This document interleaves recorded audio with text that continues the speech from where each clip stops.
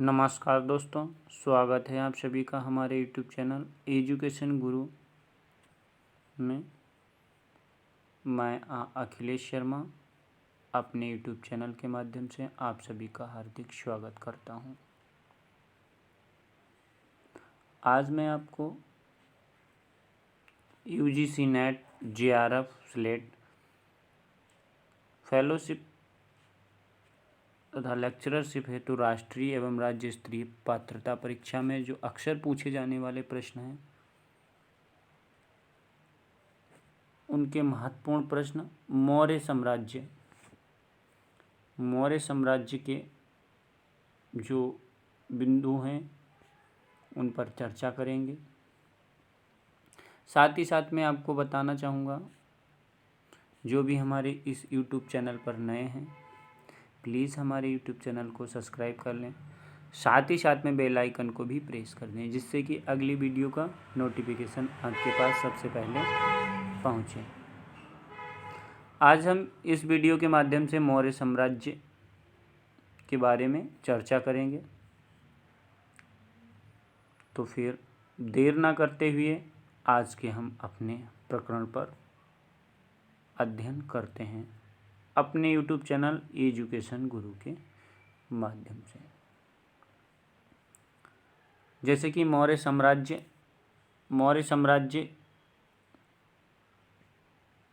की स्थापना कई बार आता है। मौर्य साम्राज्य की स्थापना किसने की, कब की, किसके सहायता से की? तो मौर्य साम्राज्य की स्थापना यानी कि मौर्य राज्यवंश की स्थापना चंद्रगुप्त मौर्य ने की। मौर्य राज्यवंश की स्थापना चंद्रगुप्त मौर्य ने की।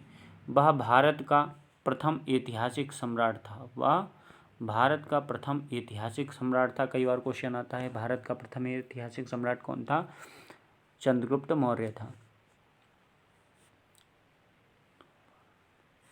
यानी कि वह ऐसा सम्राट था जिसने बृहत्तर भारत यानी कि संपूर्ण भारत को स्थापित किया, जिसका विस्तार ब्रिटिश साम्राज्य से भी बड़ा था। यानी कि चंद्रगुप्त मौर्य का साम्राज्य ब्रिटिश साम्राज्य से भी बड़ा था भारत में। उसके साम्राज्य की सीमा ईरान से मिलती थी। यानी कि चंद्रगुप्त मौर्य के जो शासन का साम्राज्य की सीमा थी वह ईरान से मिलती थी। उसने ही भारत को सर्वप्रथम राजनीतिक रूप से एकबद्ध किया। यानी कि भारत के जो टुकड़े टुकड़े शासन थे उनको एकत्र कर चंद्रगुप्त मौर्य ने ये भारत को एकत्रित किया। यानी विशाखादत्त द्वारा रचित मुद्रा राक्षस में चंद्रगुप्त को नंदराज का पुत्र माना गया है। यानी कि विशाखादत्त कृत मुद्रा राक्षस में चंद्रगुप्त को नंदराज का पुत्र माना गया है। मुद्रा राक्षस में चंद्रगुप्त को वृषल तथा कुलहीन भी कहा गया है। मुद्रा राक्षस में वृषल यानी कि बहुत ही महत्वपूर्ण बिंदु हैं ये, वृषल और कुलहीन किसमें कहा गया है? मुद्रा राक्षस में। ठीक है। और नंदराज का पुत्र किसे कहा गया है? मुद्रा राक्षस में। किसको? चंद्रगुप्त को, नंदराज।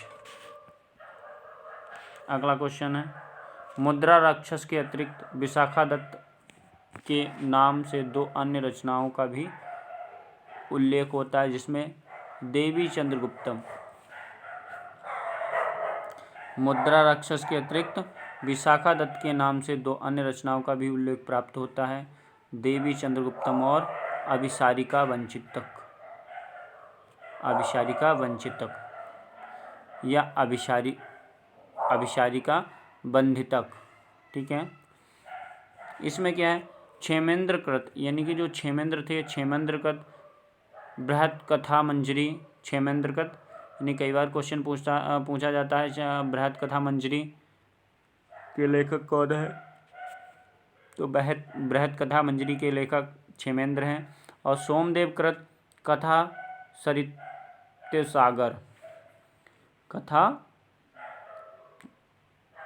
साहित्य सागर किसके द्वारा रचित है? ये सोमदेव के द्वारा। और क्षेमेंद्र कृत क्या है? बृहत कथा मंजरी। बौद्ध ग्रंथों का महाबोधिवंश के अनुसार, यानी कि बौद्ध ग्रंथों के महाबोधि वंश के अनुसार चंद्रगुप्त राजकुल से संबंधित था। यानी कि राजकुल से संबंधित भी चंद्रगुप्त को कहा गया है, किसमें? बोधिवंश के महाबोधि वंश से। वह मौर्य नगर में उत्पन्न हुआ था। कहाँ? मौर्य नगर में उत्पन्न हुआ था। हेमचंद्र के परिशिष्ट पर्वन में चंद्रगुप्त को मयूर पोषकों के ग्राम के मुखिया के पुत्री का पुत्र बताया गया है। तो चंद्रगुप्त के जन्म के बारे में 3 अभिलेख हैं। पहला मुद्रा राक्षस में वह कुलीन था, वह नंदराज का पुत्र था। महाबोधि वंश में, बोधि ग्रंथ के महाबोधि वंश के अनुसार चंद्रगुप्त राजकुल से संबंधित था। जबकि हेमचंद्र के परिशिष्ट पर्वन, हेमचंद्र के परिशिष्ट पर्वन के अनुसार वह मयूर पोषकों के ग्राम के मुखिया के पुत्र, गांव के मुखिया की पुत्री का पुत्र बताया गया है। विलियम जोन्स पहले विद्वान थे।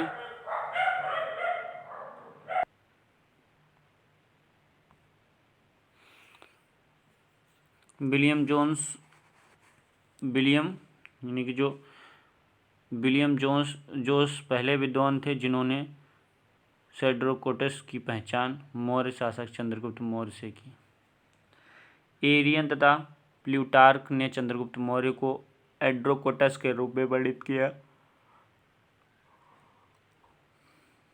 सिकंदर महान की भेंट का भी उल्लेख मिलता है।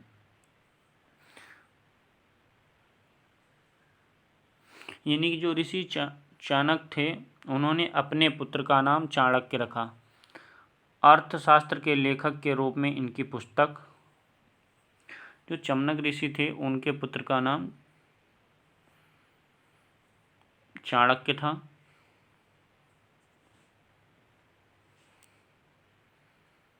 चाणक्य ऋषि जो थे उनके पुत्र का नाम चाणक्य था।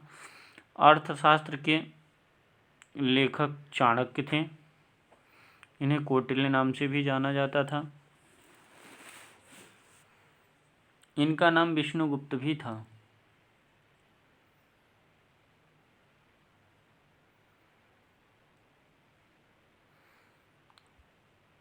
चाणक्य को अन्य नामों से भी जाना जाता था। चाणक्य को अन्य नामों से भी जाना जाता था। चाणक्य के अन्य नाम जो थे अंशु,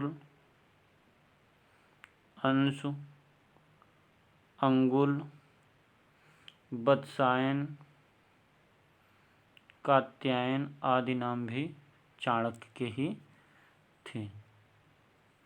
अंशु, अंगुल, वत्सायन, कात्यायन आदि भी चाणक्य के ही नाम थे।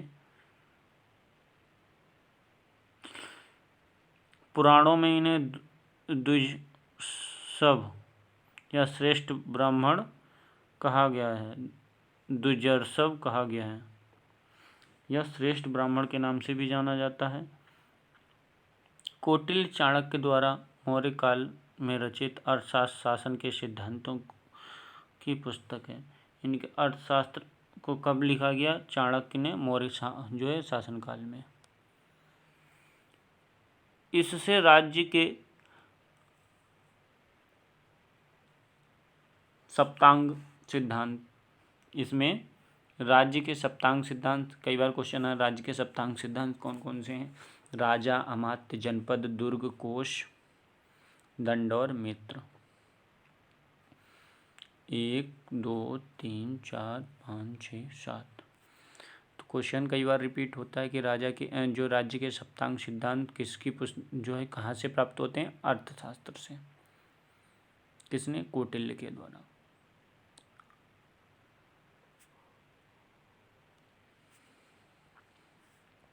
कई बार पूछा गया कौटिल्य का जो अर्थशास्त्र ऐतिहासिक ग्रंथ नहीं है अपितु राजनीतिक शास्त्र का एक अद्वितीय ग्रंथ है। यानी कि यह एक अद्वितीय ग्रंथ है।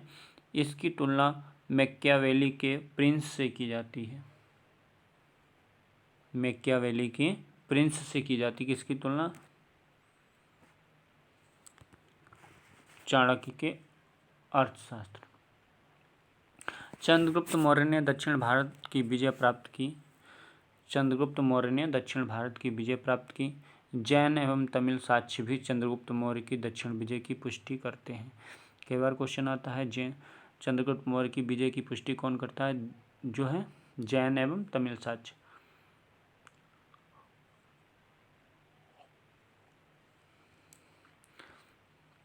सामान्य रूप से हम कह सकते हैं राजनीतिक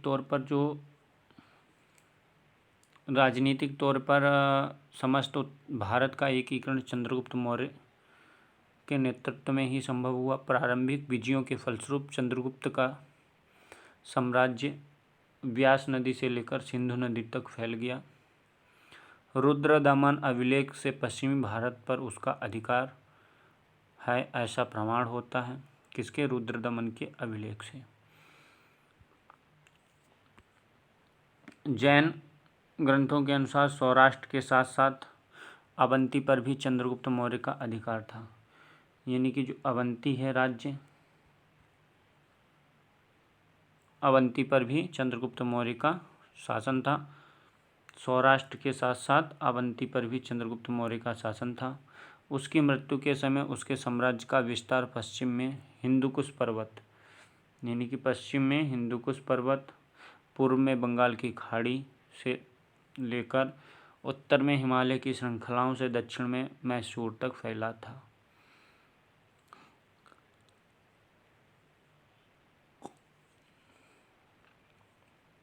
एक 150 ईसा के रुद्रदमन के जूनागढ़ अभिलेख के अंतर्गत सौराष्ट्र गुजरात चंद्रगुप्त मौर्य के प्रांतीय राज्यपाल पुष्पगुप्त द्वारा सिंचाई के बांध के निर्माण का उल्लेख मिलता है।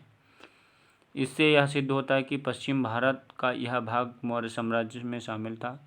चंद्रगुप्त मौर्य ने सिकंदर के साम्राज्य के पूर्वी भाग के शासक सेल्यूकुस की आक्रमणकारी सेना को 305 ईस्वी में पराजित किया। यानी क्वेश्चन कई बार रिपीट होता है कि सेल्यूकुस को किसने पराजित किया? तो चंद्रगुप्त मौर्य ने पराजित किया। कब किया? 305 ईसा पूर्व। यूनानी लेखकों ने बिंदुसार को अमित्रचेट कहा है। यूनानी लेखकों ने क्या बोला है? बिंदुसार को अमित्रचेट के नाम से भी जाना जाता है। अमित्रचेट का सांस्कृतिक रूप है अमित्रघात या अमित्रघात, शत्रुओं का नाश करने वाला। जैन ग्रंथों में उसे सिंहसेन भी कहते हैं। किसको? बिंदुसार को। जैन ग्रंथों में बिंदुसार की माता का नाम दुर्धरा मिलता है। कई बार क्वेश्चन आता है कि जैन ग्रंथों के अनुसार जो है बिंदुसार की माता का नाम क्या है? दुर्धरा। दिव्य वरदान के अनुसार बिंदुसार के समय में तक्षशिला में विद्रोह हुआ, जिसके दबाने के लिए अपने पुत्र अशोक को भेजा। यानी कि कई बार क्वेश्चन आया तक्षशिला का विद्रोह किसने दमन किया? तो अशोक ने। स्ट्रोवे के अनुसार बिंदुसार के समय में मिस्र के राजा एंटियोकस ने डायमेकस नामक राजदूत भेजा। पिपलिन के अनुसार मौर्य राज दरबार में मिस्र के राजा टामिली द्वितीय फिलडेल्फस ने डायोनिसिस नामक राजदूत भेजा।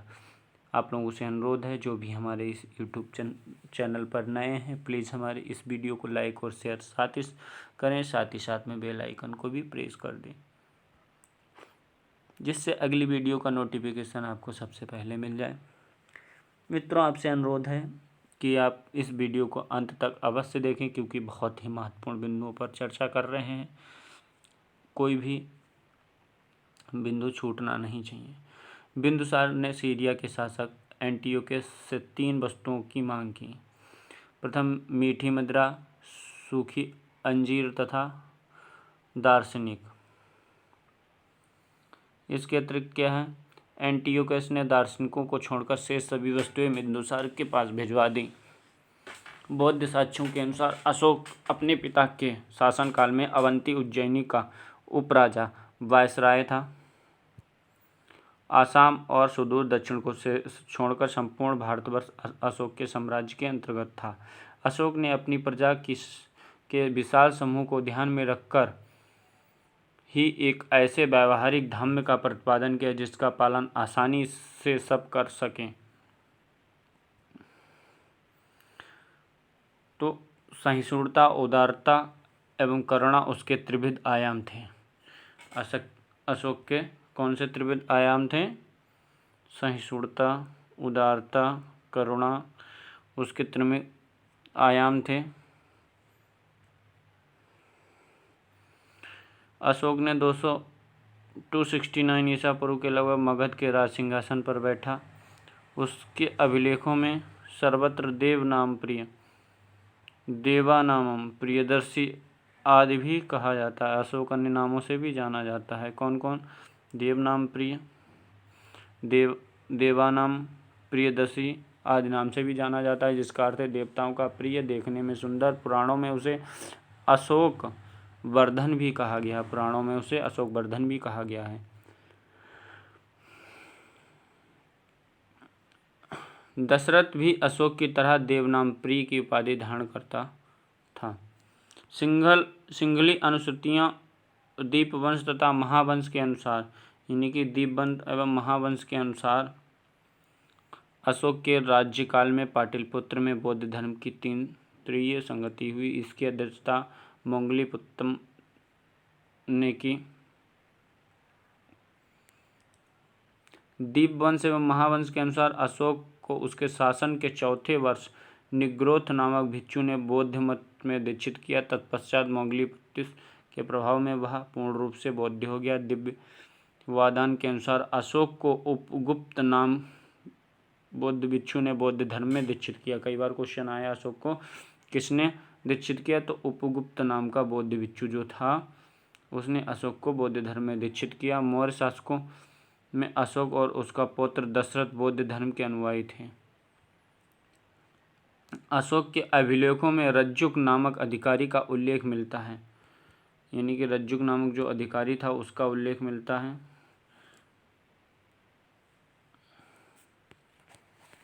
तो रज्जुकों को आधुनिक जिलाधिकारी जैसी थी। रज्जुकों की स्थिति कैसी थी? आधुनिक जो डीएम होता है उसके समान थी, जिससे राजस्व एवं न्याय दोनों क्षेत्रों में अधिकार प्राप्त थे। जिसे राजस्व और न्याय दोनों क्षेत्र में अधिकार प्राप्त थे। अग्रोनोमोई जिले के अधिकारी को कहा जाता था।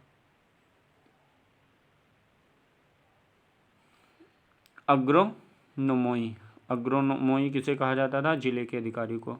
मौर्य काल में व्यापारिक काफिले करवा को सार्थवाह की संज्ञा दी जाती है। करवा को सार्थवाह की संज्ञा दी जाती है। बौद्ध धर्म ग्रहण करने के उपरांत अशोक ने आखेट तथा बिहार यात्राएं रोक दी थी तथा उसके स्थान पर धर्म यात्राएं प्रारंभ कर दी थी। बौद्ध धर्म में जुड़ने के बाद में सर्वप्रथम उसने बोध गया की यात्रा की थी। उसकी यात्राओं का इस क्रम, यानी कि सबसे पहले गया, फिर कुशीनगर, लुम्बिनी, कपिलवस्तु, सारनाथ, फिर श्रावस्ती। यानी कई बार क्वेश्चन रिपीट कर करके भी पूछा जा सकता है, यानी कि अशोक ने कहाँ कहाँ की यात्राएं की।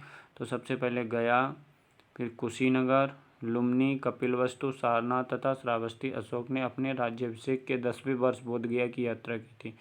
कई बार क्वेश्चन आता है कि अशोक ने अपने राज्य के चौथे वर्ष बोधगया की यात्रा की, राज्य के राज्याभिषेक के 10वें वर्ष बोधगया की यात्रा की थी और 20वें वर्ष लुम्बिनी की यात्रा की थी। 20 वर्ष लुम्बिनी की यात्रा की थी।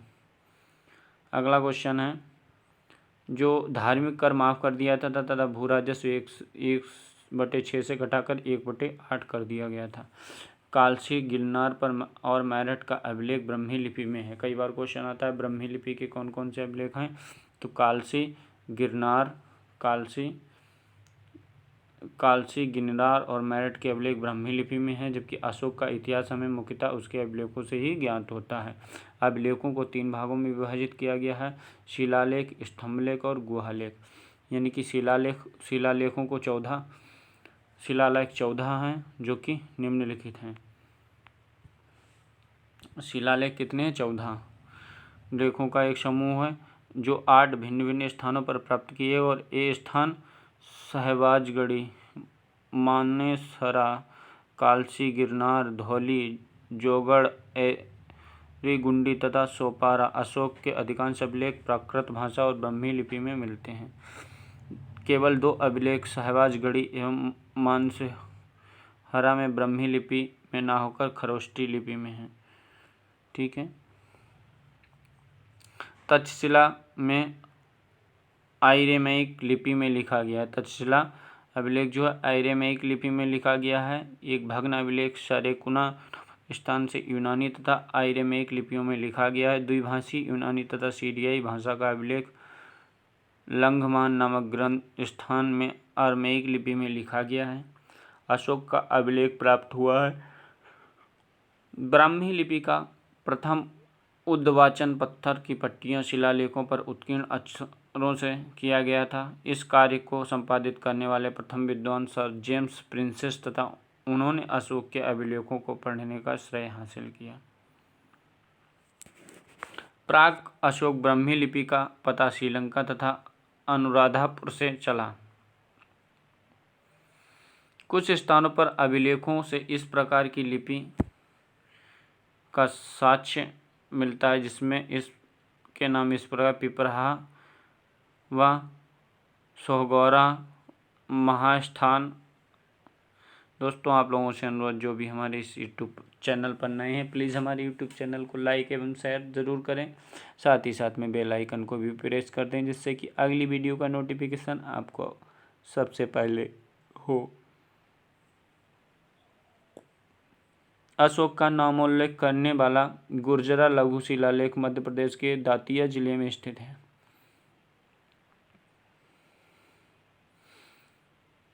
बैराट स्तंभ लेख में अशोक ने स्वयं को मगध का सम्राट बताया। प्रियदर्शी लज्जा मगध संग अभिवादेतुनम अहम आपम धतम चा, यानी कि अभिलेख अशोक की बौद्ध धर्मावलियों से प्रमाणित करता। अशोक के प्रथम अभिलेख में पशु बलि निषेध के संबंध में इस प्रकार लेख मिलता है।